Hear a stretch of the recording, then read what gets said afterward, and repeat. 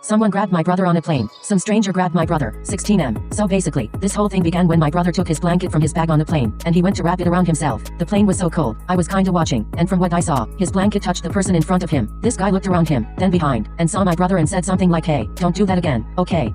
My brother couldn't hear this because his AirPods were on noise cancelling mode. Anyways, a little later, my brother took down his tray, and I guess it pushed the chair in front of him a little, but the guy in front freaked out and grabbed my brother's neck. I didn't personally see this, because I was trying to sleep. I saw a bit from the corner of my eye when I opened them. My dad, obviously pissed, started screaming at this dude. I don't remember the full extent of what was said, but he was yelling at him, asking why is he touching his son, and how he needs to stop, and other stuff. He also said something about how he was some 60, touching a 16-year-old. This attracted a lot of attention, obviously, and the flight attendants came over to see what the commotion was. This guy was yelling about how my brother was touching him, and was kicking his seat. These were obviously not true, and while my dad and this guy were yelling at each other, I told one of the flight attendants what actually happened. One of the flight attendants said that there needed to be seat changes, and how there were available middle seats. Yada yada. My dad eventually switched seats with my brother.